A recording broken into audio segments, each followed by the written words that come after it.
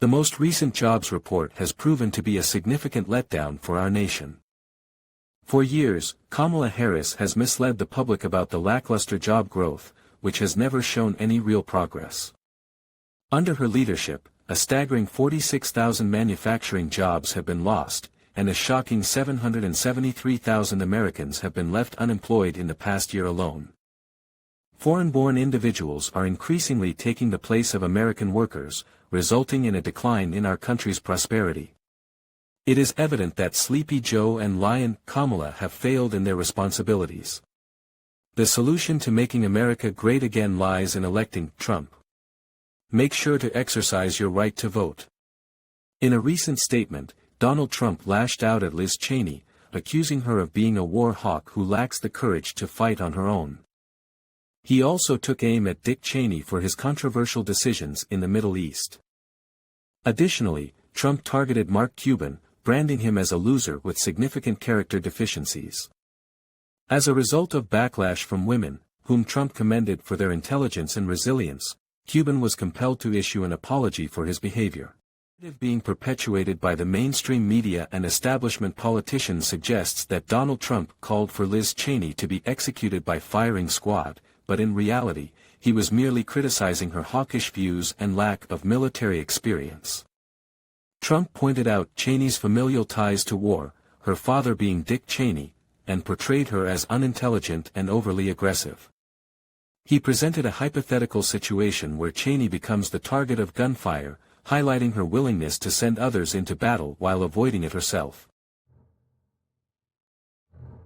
Minnesota Governor and Democratic Vice Presidential nominee Tim Walz found himself in hot water after a recent appearance on The Daily Show. The topic? Dick Cheney. Yes, Dick Cheney. The former vice president, known for his hawkish foreign policy and unwavering support for the Iraq War, had apparently endorsed Walz's campaign. Host Jon Stewart, never one to shy away from controversy, grilled Walz on the endorsement. Why on earth would a Democrat, let alone one running on an anti-war platform, embrace the political kiss of death that is a Dick Cheney endorsement? Walz, seemingly unfazed, argued that Cheney's support could be a valuable asset in attracting moderate Republicans and libertarian-leaning voters disillusioned with the current state of the GOP. Walz's strategy, while unconventional, is not entirely without merit. American politics has become increasingly polarized in recent years. The middle ground, once a crowded battleground for both parties, seems to be shrinking.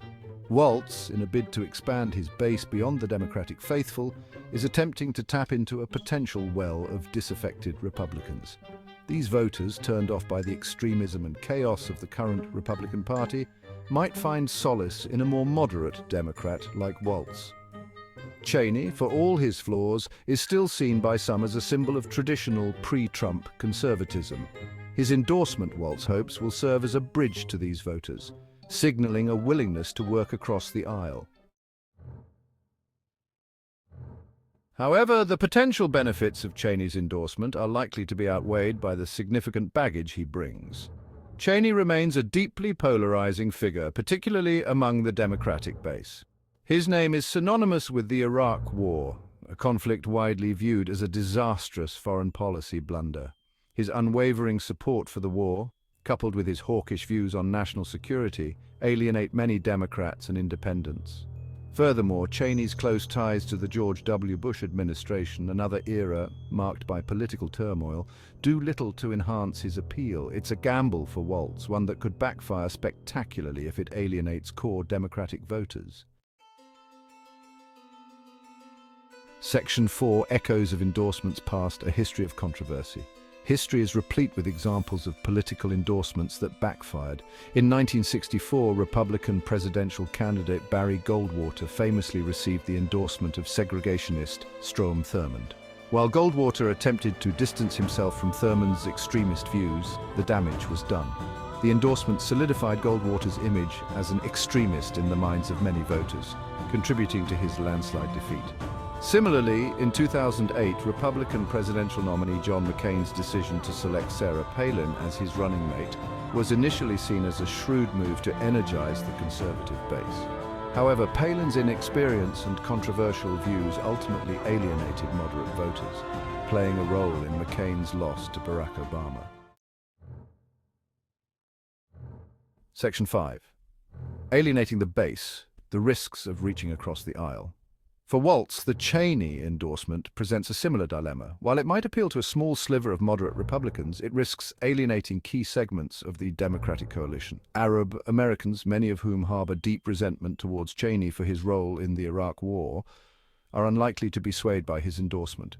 Similarly, anti-war libertarians, a group Waltz is also courting, might be turned off by Cheney's hawkish foreign policy record. The endorsement, rather than bridging the partisan divide, could end up deepening the chasm within the Democratic Party itself.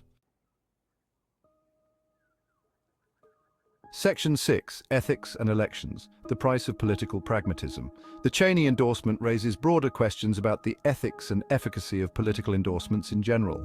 In an age of hyper-partisanship and political polarization, are such endorsements more trouble than they're worth? Do they truly sway voters, or do they merely serve to reinforce existing biases? The Waltz campaign, in its pursuit of victory, must grapple with these questions. The Cheney endorsement, however well-intentioned, might ultimately prove to be a Faustian bargain, one that comes at the cost of the party's soul. A report published on Thursday revealed that White House stenographers expressed their disapproval of the Biden administration's decision to alter the official transcript of President Biden's remarks referring to Americans as garbage. Following Biden's comment about Trump supporters being garbage on Tuesday night, media outlets attempted to downplay the statement, and the White House transcript was modified to align with the Democratic narrative. According to sources from the Associated Press, federal workers responsible for recording Biden's speeches were unhappy with the administration's move to manipulate the record. Journalist Michael Schellenberger pointed out that this edit could potentially violate the Presidential Records Act. An internal White House email obtained by AP confirmed that the original quote from Biden was, "The only garbage I see floating out there is his supporters. His demonization of Latinos is unconscionable, and it's un-American." Hey everyone! The 2024 presidential election is heating up, and we've got some breaking news from the battleground state of Wisconsin.